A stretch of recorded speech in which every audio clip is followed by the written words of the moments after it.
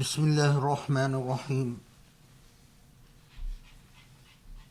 والحمد لله رب العالمين وأشهد أن لا إله إلا الله وحده لا شريك له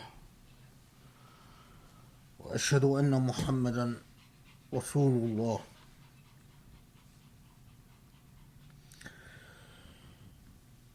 وسبحان الله العلي العظيم أؤمن به وأستعينه وأستهديه وأستجيره وأستنصره، فإنه حقا من هدى الله فلا مضل له ومن يضلله فلا هادي له. ونصلي ونسلم ونبارك على محمد خاتم النبيين المرسل رحمة للعالمين، وعلى آله وأصحابه ومن اتبعه بإحسان إلى يوم الدين.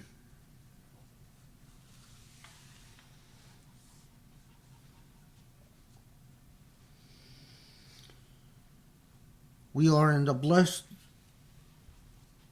month of Dhul Hijjah,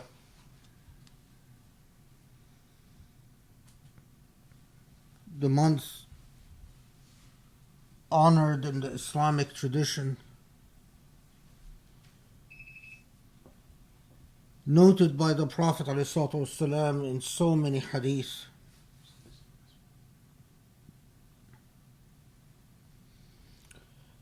A month in which the shedding of blood is strictly prohibited, especially prohibited, and a month in which good deeds are rewarded manyfold, and in which Muslims are exhorted to avoid sin and wrongdoing with an especial zeal and energy, and to do good in every possible way. Of course, the month of Dhul Hijjah has a special status because it is the month of the pilgrimage of Hajj, the pilgrimage to Mecca.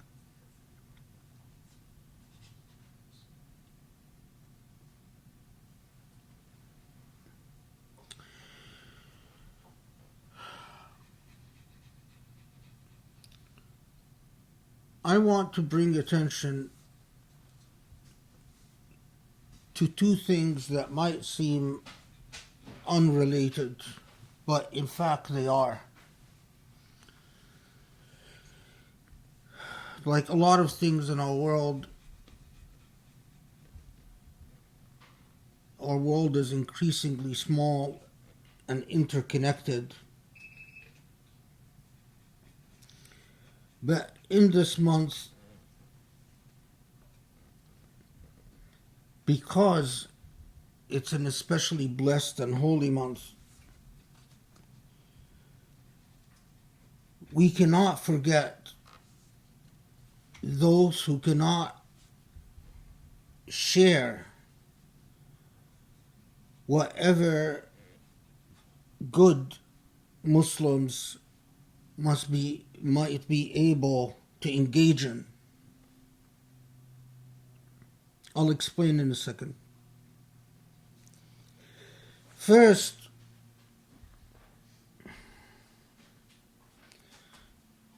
there is a reality that has crept into existence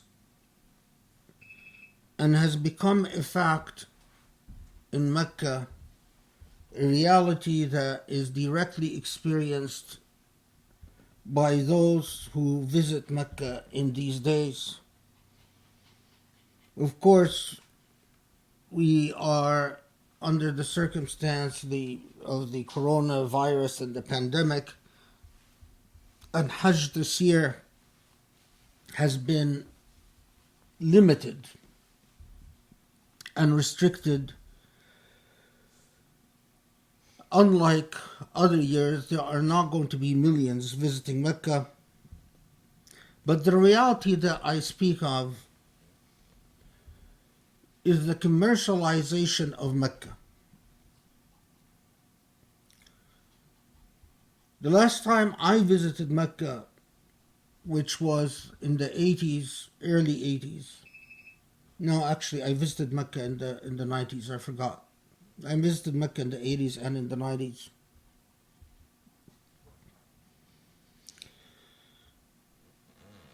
You could still get a sense of the historical feel of Mecca. It was still a fact that for the most part, even in the 90s, early 90s, the tallest building in Mecca was the Kaaba. And you couldn't tell the wealthy from the poor in terms of visitors to the Kaaba and those in Umrah or in Hajj. For the most part, there were a lot of hotels and other accommodations around the Kaaba that were affordable. In order to obtain luxury accommodations, you pretty much had to seek them out. You had to know where to go, and you had to pay to go to those places where you could find luxury accommodations. And I could tell you that at the time, those who were known to stay in luxury accommodations in Mecca were looked at with a certain amount of lack of respect as people who are cheating God and people who are doing what Hajj and Umrah and the entire Muslim experience in the Kaaba is designed to do, and that is to remove the differences between rich and poor and between the classes, between the races, even between the genders. Mecca was a thorough experience in egalitarianism. If it hadn't been for the fact that in the 80s and the 90s, you could tell that there were people who have come from different parts in the world, were living as undocumented aliens basically, or in an illegal status around Mecca, and you could tell that these people were destitute. If it hadn't been for that fact, it was very difficult to tell the difference between rich and poor around the Kaaba, and still Mecca retained a lot of the character that it was supposed to embody. A place in which you cannot tell rich from poor, you cannot differentiate between black and white, in which all human status, all status that is a result of human customs and human laws evaporates before the eyes of Allah. Through the centuries, the principle of Mecca is that you couldn't differentiate between a free man and a man who's a slave, between a person from a powerful tribe and a weak tribe, between genders, or any other distinctions and differences.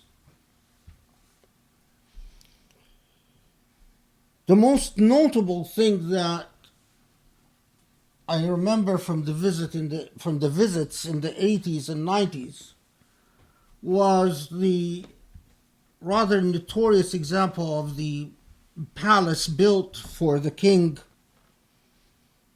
overlooking Mecca at a certain location. The reality in Mecca now is very different. Mecca now is plagued by high rises, Western commercial labels. In fact, the entire architecture of Mecca has been designed to accommodate the wealthy, so that if you are wealthy, you stay in a hotel overlooking the Kaaba, because the Kaaba now is surrounded by buildings that are high rises, in which you can stay in a hotel room. If you pay the extra money, the hotel room will be facing the Kaaba, and you can overlook the Kaaba in very expensive accommodations. If you're poor, then you can find accommodations that are further away from the Kaaba, because clearly the city is no longer designed to accommodate you or welcome you.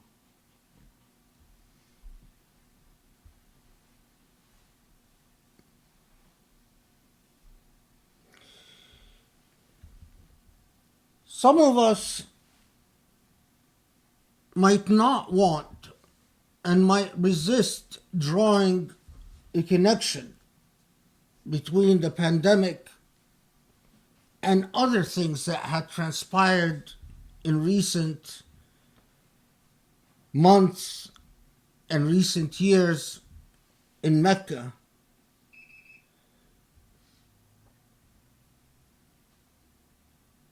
And the assaults and insults that has been inflicted against the holy city, especially in the last 5 years or so, or in the last decade at least. The second thing, though, that we must remember in this month is that in the day and age we are living in, there is a tragedy and immoral insult and immoral affliction being perpetuated that is as harrowing as what we've witnessed during World War II against so many indigent people, and also against, or perhaps particularly against, Jews in the Holocaust. Here's an article from the Daily Mail titled "A Naked Brutality Worthy of the Nazis." The harrowing evidence of Beijing's concentration camps dedicated to re-educating 1 million or more Muslims.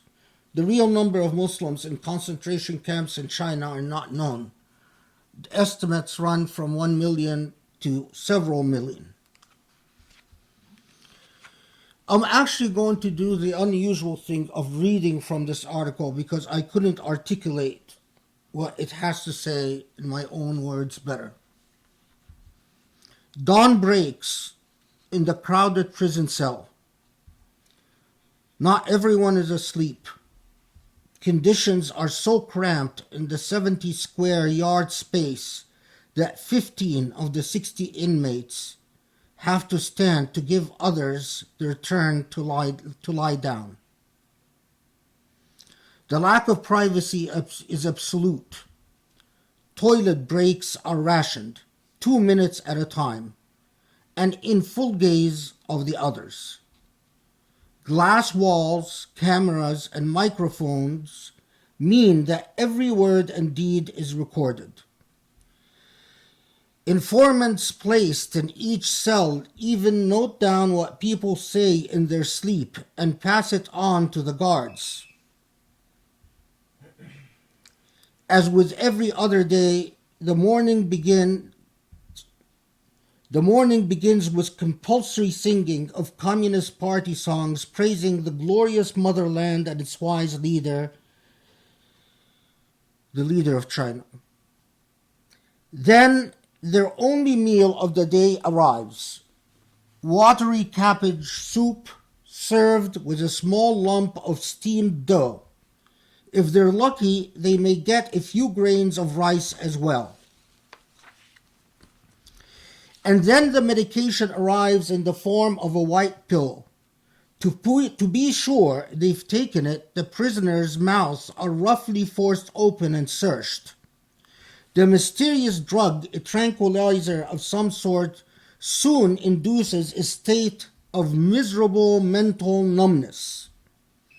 Thoughts and memories of life outside, the fate of loved ones, the pain of shattered hopes, all recede. Now the only aim is to get through the day.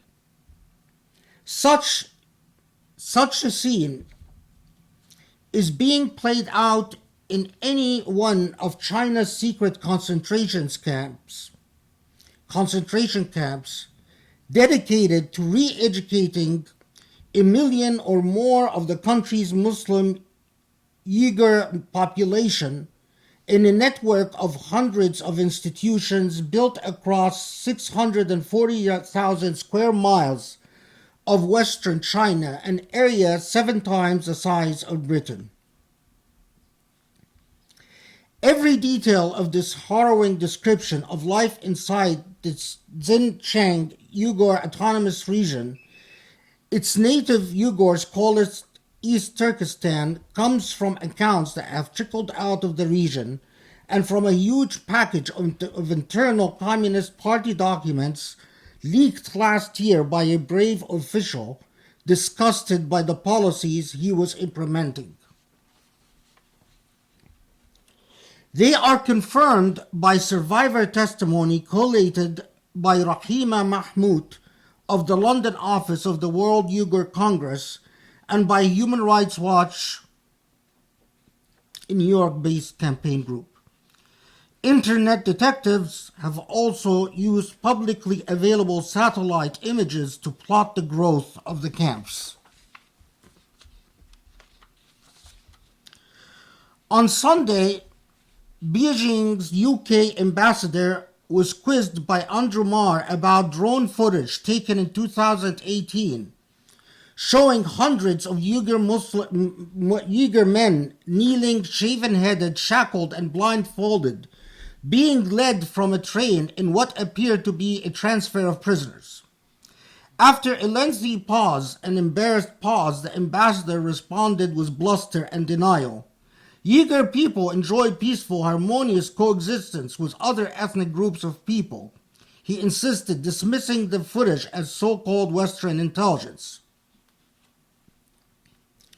Certainly nothing peaceful or harmonious marks the inmates' daily routine. Morning is indoctrination. Inmates, hundreds of them, all shaven-headed, sit in a vast echoing room listening to hours of lectures on the evils of religion. The instructor's words are broken by rhythmic chanting of Communist Party slogans. All communication is in Chinese. For the inmates to mutter even a word in their own ancient language, a dialect similar to Uzbek, would be a sign of defiance and bring terrifying retribution. The monotony of the lessons is mental torture. At the end of the class, inmates are asked, "Is there a God?" The only permitted answer is no. Every waking moment is an onslaught on their cherished beliefs and traditions. The half-starved inmates are even forced to eat pork and drink alcohol in defiance of their Muslim faith. Afternoon brings interrogations. To break their mental resistance, inmates are forced to watch each other being tortured before their own sessions of questioning. They are made to denounce friends and family, to confess to fictitious crimes such as bomb making and espionage, and to express abject contrition, even for such harmless acts as having a copy of the Quran. Any resistance brings beatings, electric shocks, and sleep deprivation. Nakedness is another dehumanizing tactic.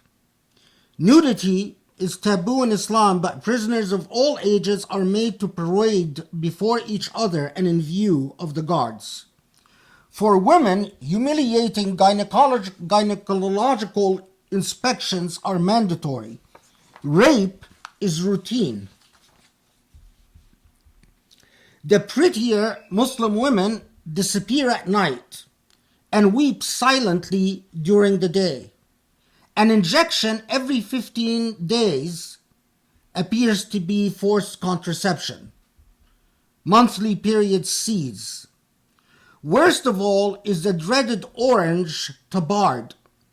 Prisoners assigned these soon disappear, never to be seen again. Rumor has it that they are murdered for their organs. Kidneys, coroneas, hearts, and livers are looted from their bodies to fund the lucrative international black market or serve the needs of the Communist Party elite. For the 9 million other Uyghurs living in Western Chinese province, who are lucky enough not to be confined in such camps, life is another kind of prison. Every moment is under video camera surveillance backed up by intrusive searches. Police vans patrol the streets searching for any sign of suspicious behavior and mounting random checks. Checkpoints are at every 200 yards. Worse are the ubiquitous plainclothes police silently observing public behavior. A single careless word or deed, perhaps a small show of faith, is punishable by incarceration and brainwashing. Little word leaks out of the fate of those who are taken away.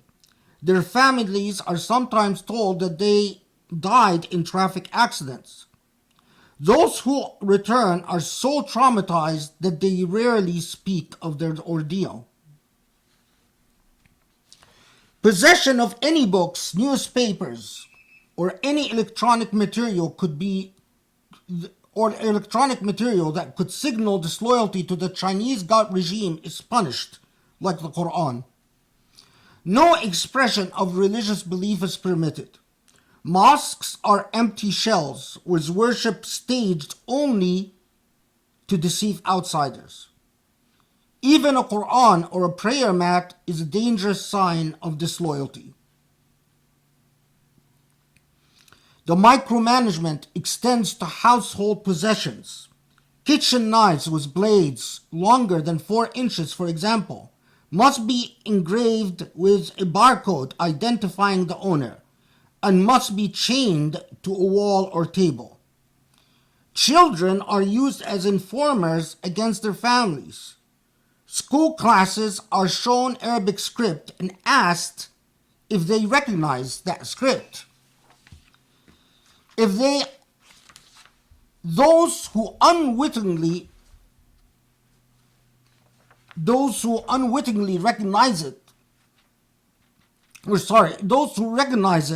have unwittingly highlighted their families are believers who read the Quran, which results in the kidnapping of their family and their disappearance.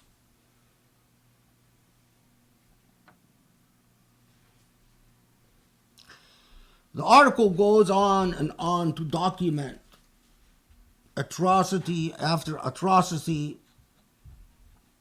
And in fact, we even come to this.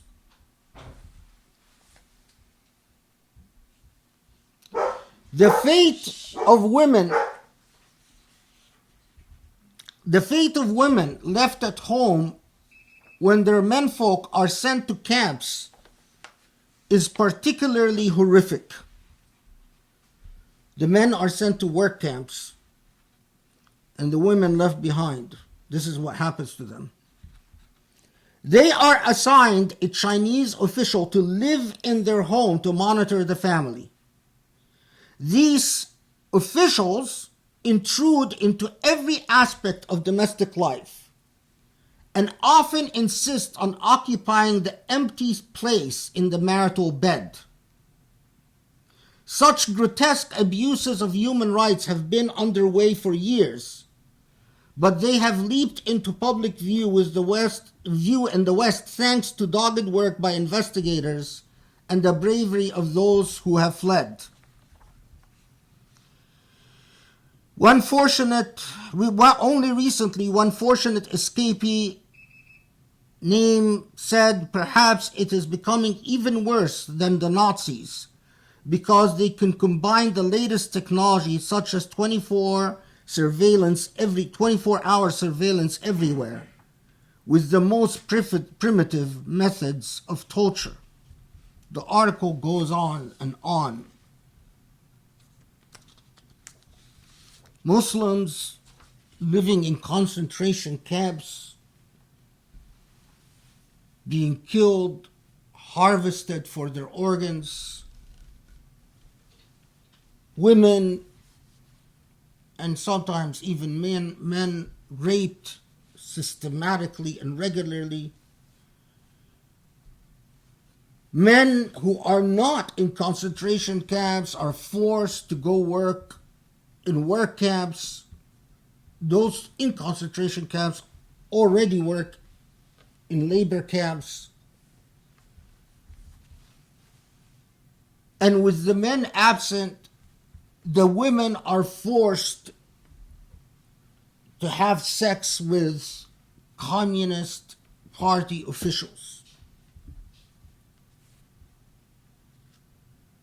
This happens not just to Uyghur Muslims, but to all types of ethnic Muslim minorities in China.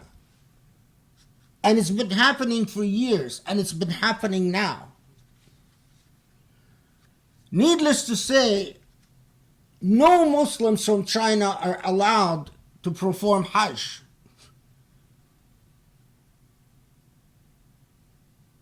When I was in Mecca, in my 80s visit, one of the things that I remember very distinctly is meeting Muslims from China in Mecca.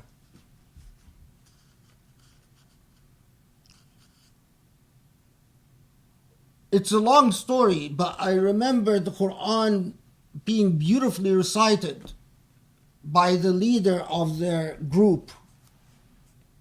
And I was so amazed by it because he didn't understand Arabic, but he recited the Quran beautifully. There are no Muslims visiting Mecca. And Muslims live in Holocaust-like circumstances today.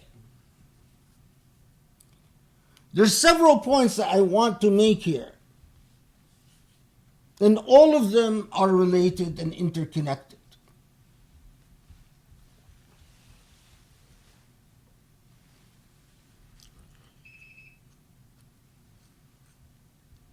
No ifs, ands about it. We must clearly understand the direct responsibility of Islamophobia and Islamophobes for the escalation in human rights violations against Muslims around the globe. The responsibility is direct and non-negotiable. Let us all remember that before 9/11, influential academics in the United States and in Britain,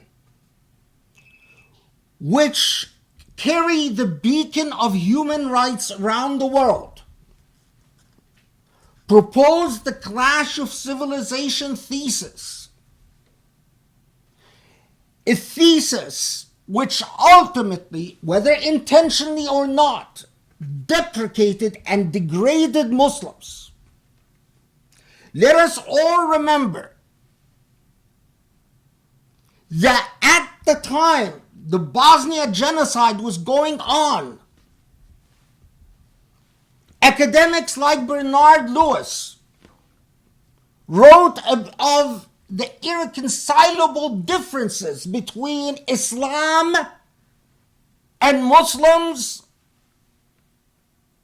and modernity. And let us all remember that after 9/11, Bernard Lewis wrote what went wrong, tarnishing the entire Muslim population around the world as flawed and defective and dangerous unless they reform and change. But let us all remember that it was Islamophobes that tore down the wall of civility that restrained racists and bigots in their animosity and hostility towards Muslims. Islamophobes taught that Muslims are a dangerous people. They are a dangerous people if they believe in the Quran and if they follow the Prophet, because the Quran itself is a dangerous book and the Prophet himself was a dangerous man. And let us all remember that in response to 9/11, we in the US perpetuated a genocide in Afghanistan and Iraq, a genocide in which we refused to bear any responsibility or accountability for. Till now, we refuse to be accountable for the number of people killed innocently, or to even account for the number of killed, or wounded, or displaced, or to even discuss what were all these wars about and what were the results of these wars. But after 9/11, and after our war, and after the explosion of Islamophobia on the scene, we had the Bosnian genocide, followed by the Rohingya, the genocide in Burma, the persecution of Muslims in Kashmir, the obliteration of Muslims in Chechnya,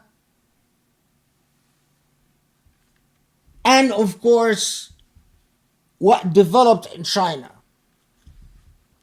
And the thing we notice about one genocide after another is the language of the persecutors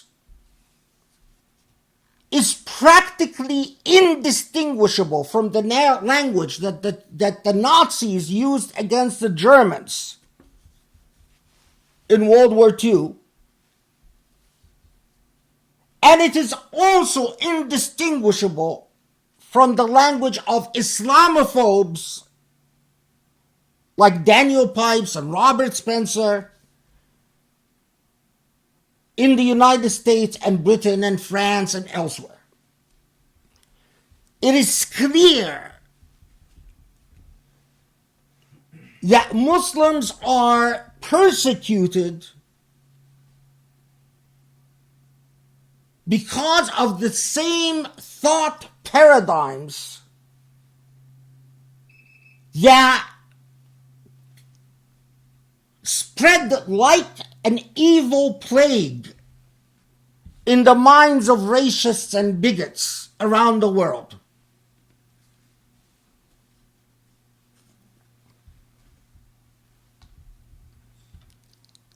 We cannot forget that it is Islamophobes and the Islamophobia industry that is directly responsible for genocides against Muslims around the world and for the hell and evil that is taking place in China today.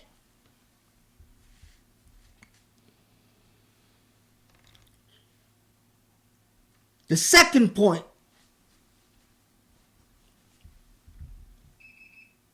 is we cannot forget that Islamophobia didn't just infect the communist Chinese or the fascist government in Burma or the fascist government in India,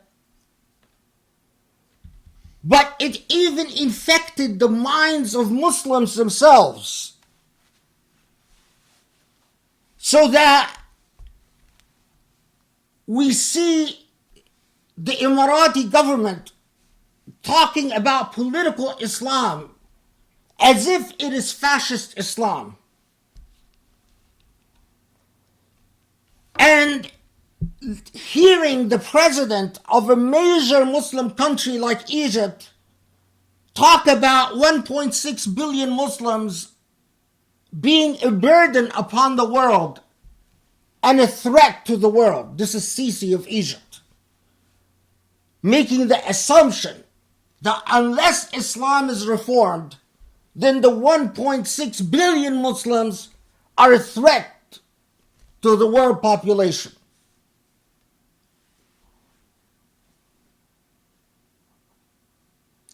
It is because of the effect and impact of Islamophobia that Muslims, or a major contributing factor, let me revise that Muslims, even those Muslims who would otherwise do something about the genocide in China, or the plight of Kashmiri Muslims, or the Rohingyas, now are afraid to do anything because they are afraid of supporting political Islam in any way, even if by mistaken, unintentionally, and indirectly. You go to speak to Muslims everywhere, and what they worry about, with all the atrocious human rights facts that you confront them with, is, well, but what if they're a separatist movement? Well, what if we are supporting the Muslim Brotherhood? Well, what if our support to the Muslims in China is taken as support for the political Islam? Well, I mean, all of these mental handicaps that directly come from the books of Islamophobes and the manifestos of Islamophobia. Islamophobia have plagued the Muslim mind. My third point.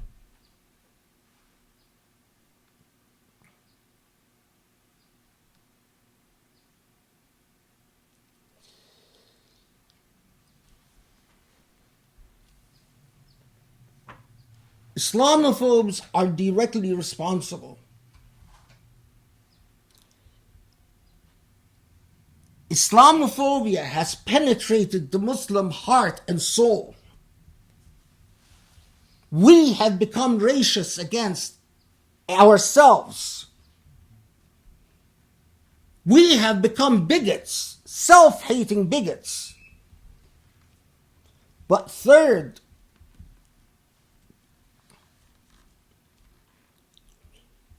don't believe for a second that Allah will bless a people who can witness their brothers and sisters suffer and go on with life as if nothing matters. Don't believe for a second that Allah will answer a single Muslim prayer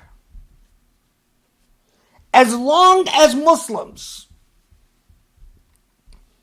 can see what is happening to their brothers and sisters, from Kashmir to the Rohingyas to the Palestinians to the Uyghur Muslims and the Kazakhs Muslims, because it's not just the Uyghur Muslims, all Muslims now in China, and go on with their lives worrying about things like whether their wudu is correct, whether their salah is correct, whether their hijab is correct.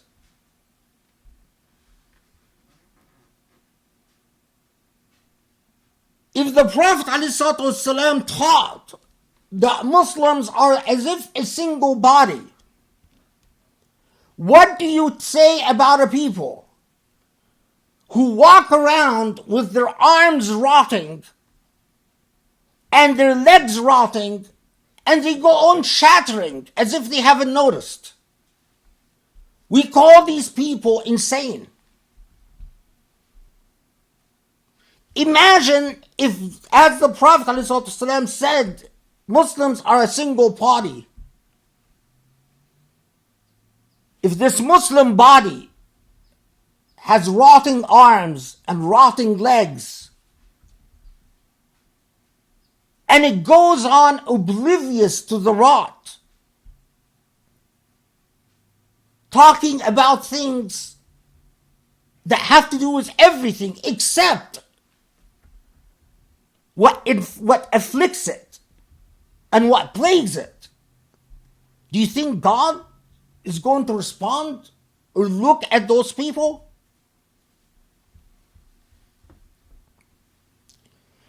I cannot fail to notice that most of what we know about the plight of Chinese Muslims comes because of the efforts of non-Muslims. Comes because of the efforts of non-Muslims who are committed to human rights. And that's obscene. But what is even more obscene is the fact that Muslims in Kashmir, Muslims in Burma, Muslims in China have been betrayed by the vast majority of Muslims in the world. We are all aware of how Muslim countries supported the Chinese government's policies and their concentration or quote-unquote re-education camps. Do you think Allah will accept the Hajj of a people that went to the persecutor, to the Nazi in China, and said, God bless you, we're fine with what you're doing? And do you think it is possible, is it possible, that it is because of that Allah sent the pandemic to inflict the Hajj of this year and cripple it?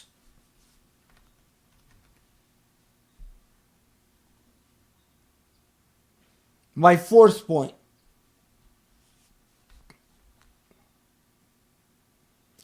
The Mecca of today, the Mecca of high rises with Western commercial labels,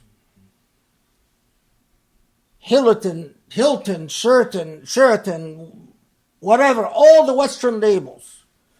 The Mecca where you go to Hajj or Umrah, you stay in a luxury hotel room with your window overlooking the Kaaba. That Mecca, the Mecca that is more like a Las Vegas Mecca without the gambling, at least overtly and legally, is not a Mecca that could have possibly stood against the Chinese government or resisted the Chinese government or condemned the Chinese government for what it's doing to Muslims. Including, and again I emphasize, the systematic and consistent rape of Muslim women in China, day in and day out. Why? Because it is a commercial Mecca. Because it is like it has become like Abu Dhabi and like Dubai and like Cairo, a city organized around the god of the dollar. These cities don't worship Allah. These cities worship the dollar. And the Mecca of today doesn't worship Allah. It is, after all, it is the Hilton and the Sheraton that towers over the Kaaba, not the Kaaba that towers over the Hilton and Sheraton. It is a very clear message that what we care about is the bottom line, and that's the dollar. And we are not going to do anything that endangers or risks our business with China, even if it sacrifices millions of Muslims. We care about fighting Muslims in Yemen, we care about fighting Muslims in Libya, but we don't care about the plight of Palestinians in Palestine. We don't care about the plight of Muslims in Kashmir. We don't care about the plight of Muslims in China. Leave alone the plight of Muslims before that in Cyprus and in other areas of the world.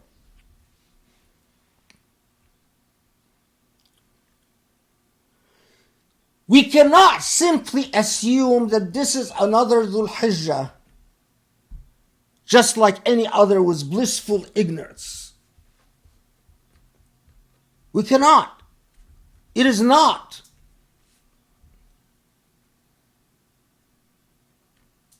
My final point about this. There is a major effort, sadly undertaken largely by non-Muslims, of ostracizing, shaming, and boycotting companies that do business with Chinese companies that use Muslim forced labor.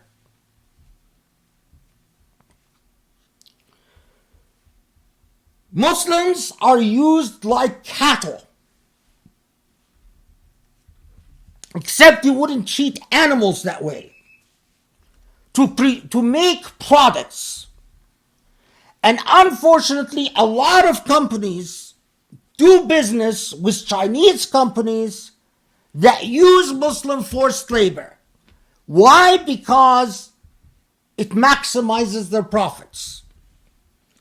And there's a major effort to shame these companies and to boycott and stop doing business with these companies until they stop doing business with Chinese companies that use Muslim forced labor. This is the least we can do. Sadly,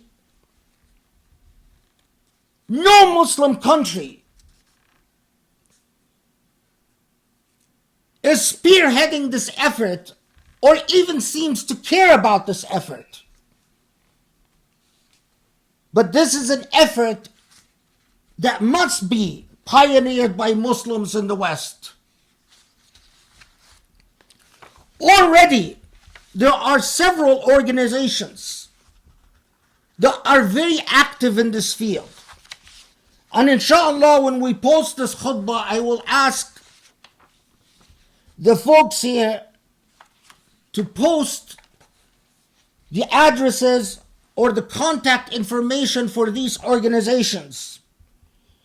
Organizations like the Uyghur Human Rights Project in Washington, D.C., the Workers' Rights Consortium in D.C., the Anti-Slavery International Movement in London, the Clean Clothes Campaign from Hong Kong, the Global Labor Justice Organization or Forum,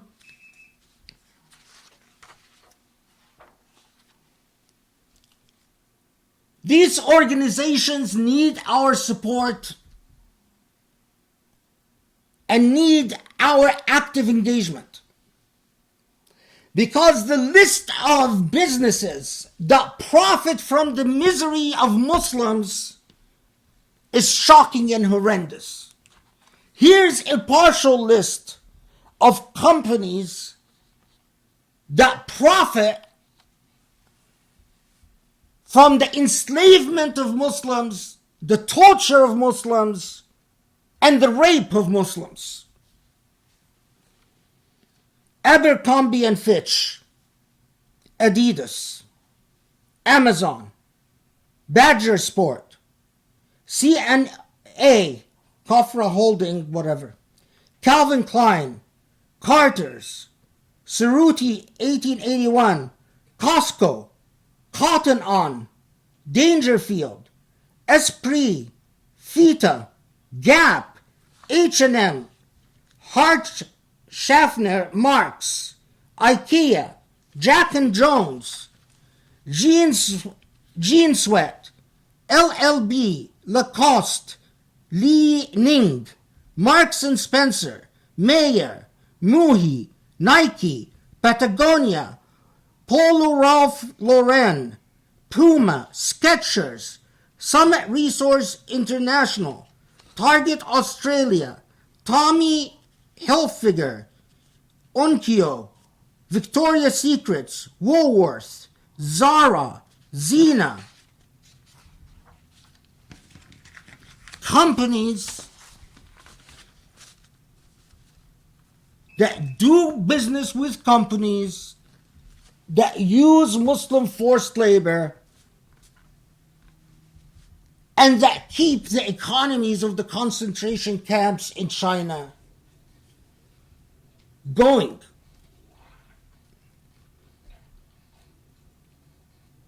I am embarrassed every time I raise my hands to Allah and pray, because I know that at the same time that I eat and do whatever I do and watch my family do whatever it does, there are Muslim families that live on a bowl of cabbage soup and women who are raped regularly every single night just because they have a copy of the Quran or they dare say what we say so leisurely, Ashhadu anna la ilaha illallah anna Muhammadan Rasulullah. And because I know that the Muslim capitals of today have betrayed the Muslim cause because the intellects and hearts of Muslim leaders, don't kid yourself, the intellects and hearts of Muslim leaders around the world have been infected with Islamophobia and Islamophobic assumptions and Islamophobic arguments and Islamophobic attitudes.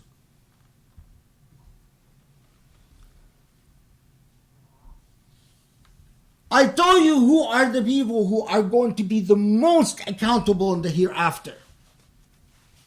The people who are going to wish that they were in a different state, in a different circumstance, in a different condition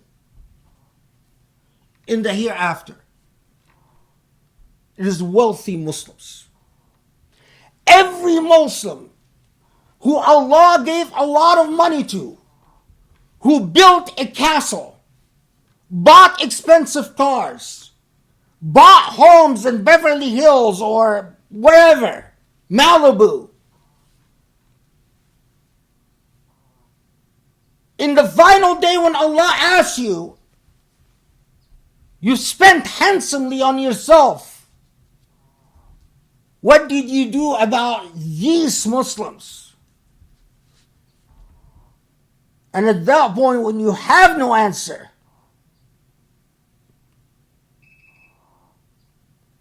you fill in the blank. قولوا قولي هذا واستغفر الله لي ولكم استغفر الله يستجب لكم. بسم الله الرحمن الرحيم. والحمد لله رب العالمين وسبحان الله والله أكبر العلي العظيم ونصلي ونسلم ونبارك على محمد وعلى آله وأصحابه ارتضوا بإحسان إلى يوم الدين.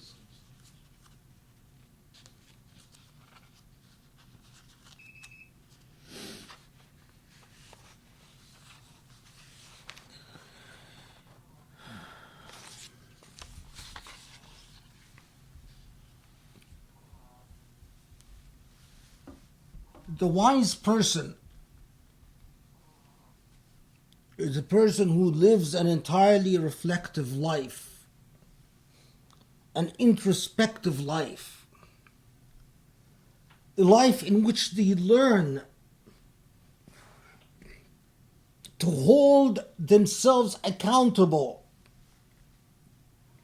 before they are held to account in the hereafter.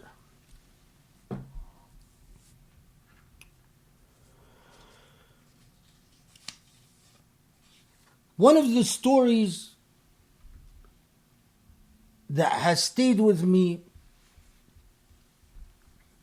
that I read in Kitab At-Tawabin by Ibn Qudama, is a story that he recounts about the great Muslim scholar and successor Malik bin Dinar. Malik bin Dinar is known to us in history as one of the early generations after the companions of the Prophet ﷺ, who was a scholar of hadith, but also was a man of great piety. He was among the people who, at a time when literacy was limited and those who could read and write were not that many, Malik bin Dinar was known for copying the Quran. This was, in fact, in later part of his life, his major profession is that he was a Quran copyist. But this is not how Malik bin Dinar started out his life.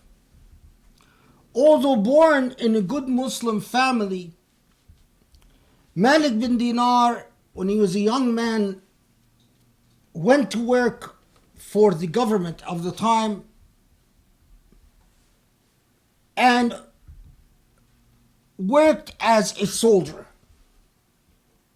in the Khalifa's army in this was the first Islamic century, because Malik bin Dinar died around 130 something Hijra. Anyway, as a soldier, Malik bin Dinar learned to engage in the mother of evils, and that is drinking alcohol. And the more he drank, the more he sinned. And the more he sinned, the more he hated himself. And the more he hated himself, the more injustice he committed against innocent people. As a soldier, he was able to cuss out people, to curse people, to beat people, and to keep on drinking and escape the pangs of his conscience through the intoxication of alcohol. Anyway, eventually, Malik bin Dinar marries a slave girl, which brings him a child called Fatima. And Malik bin Dinar grew very fond of his daughter, Fatima, and he noticed that when she was 2 years old, that when he would drink alcohol, she would come and push the glass away from him, away from his face. And as he watched her, he started growing closer to Allah. And as he noticed that she doesn't like it when he drinks, he started to avoid drinking.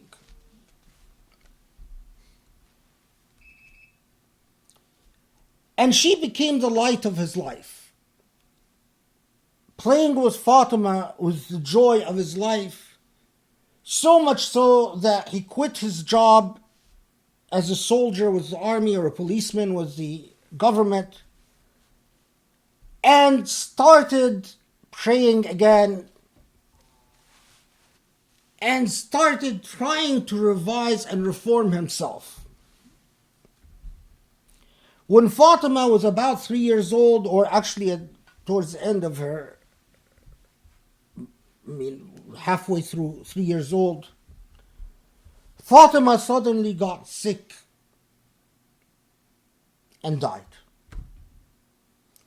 And Malik bin Dinar was crushed by the death of his daughter. But like a lot of people in this situation, Malik bin Dinar was angry. Here is the girl that finally started getting him to change his behavior and his conduct, to come back to Allah, and she dies. Malik bin Dinar then became very angry and very upset, very despondent, and he went back to committing sins much worse than he was before he got married and before the birth of his daughter. In fact, according to Malik bin Dinar's narrative, that he went back to drinking like he never drank before, and to doing everything haram, leave alone things like praying or fasting and so on. One night, after a heavy session of drinking, consuming alcohol and being drunk, he passes out and he has the following dream. He dreams that the skies are dissolving and the ground is cracking and breaking up.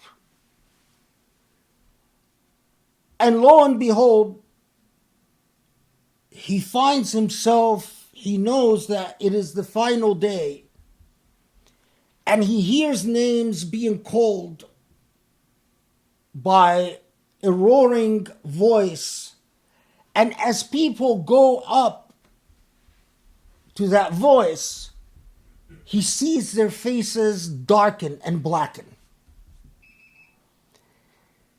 And he is terrified in the nightmare of hearing his name being called. But then he hears his name being called, and he starts trembling, and he notices that his face is blackening, is darkening and becoming black. At the moment that he starts approaching the source of the voice, he suddenly sees a big, terrifying creature looking like a massive snake lunging towards him. Terrified, he starts running. But wherever he runs, that monster, snake-like monster, is after him. Can't find refuge anywhere. He rushes towards a mountain, and going in the passageways of this mountain, he comes upon an area where he finds an old, frail man. A frail old man sitting. And Malik bin Dinar then yells at the man, "Save me, the monster is after me." The man says, "I am an weak old man. I can't do anything to help you. But go this way, maybe you can escape." Anyway, Malik bin Dinar goes the direction the old man said, and the monster is still after him. Suddenly, in this nightmare, Malik sees an area where there are the luminous faces of many little young children. One of those faces that approaches him is the face of his little dead girl, Fatima. Fatima takes his right hand, and the minute she grabs his right hand, he feels an enormous amount of relief. And with her left hand, she pushes off the monster, making the monster run the opposite direction. And of course, Malik bin Dinar is shocked and surprised and relieved to see his dead daughter. And his dead daughter says, "Don't worry, father, you're safe." And he says, "Did you see this monster chasing after me, the snake?" And she says, "Yes, I know about that monster. Father, this monster is the embodiment of your evil deeds on earth. It is as if all your evil deeds, what we would call the energy from your evil deeds, came together and created this monster.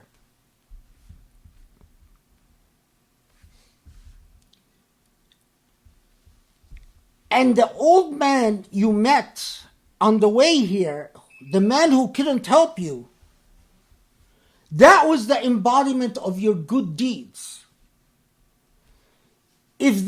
If your good deeds were more enormous, more significant, that old man would have become a young, strong man who could have saved you from the embodiment of your evil deeds.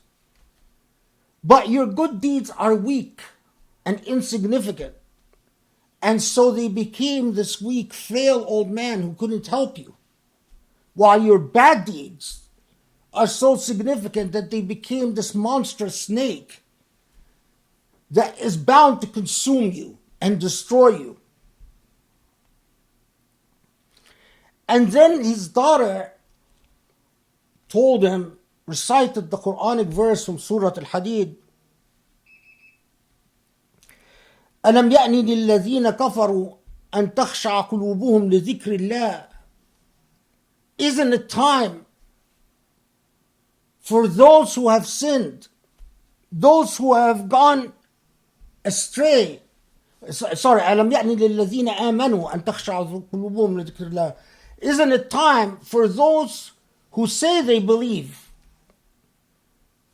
for their hearts to submit and repent to Allah subhanahu wa ta'ala. At that point, Malik bin Dinar wakes up from his dream, drenched in sweat, terrified by the scenes of hell he's seen, and at the same time relieved that he had a 3-year-old daughter that died to save him from his fate. So he watches up and he goes to pray Fajr at the mosque.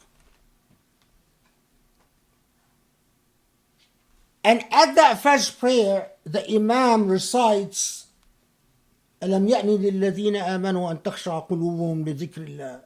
Isn't it time for those who say they believe that their hearts submit to Allah subhanahu wa ta'ala? And Malik bin Dinar realized that Allah is speaking to him through the nightmare, and he started weeping. And from that day on, Malik bin Dinar became on his path to be a man remembered in Islamic history for his piety. He became literally a beacon of piety.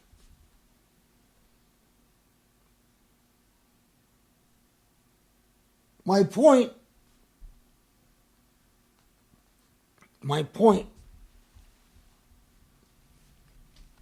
is it is never too late to change the course of our behavior. It is never too late to repent, not just as individuals, but as a people, as a nation. It is never too late to say, Allah, we've noticed the errors of our ways, and we will change. As long as you are alive and Allah hasn't taken your soul, don't worry about whether what you will do will be effective or not effective. That's Allah's business. But do what is right. Do what Allah expects you to do. Live a morally upright life and leave the rest and the consequences and the results to Allah. Because before you could meet Allah and you are chased either by your own demons or you're blessed by your own deeds. Allahumma afu anna. Allahumma aghfir lana. Allahumma arhamna ya Ali ya Azim. اللهم أعز الإسلام اللهم انصر الإسلام وأعز المسلمين يا رب العالمين. Allah, forgive our sins. Grant us to the best guide us to the best guidance ya Rabb al-Alameen.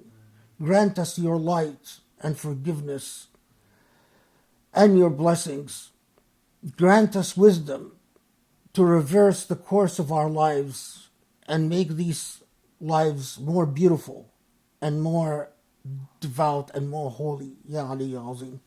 وصلي وسلم وبارك على محمد وعلى آله وأصحابه الطاهرين بإحسان إلى يوم الدين وأقم الصلاة.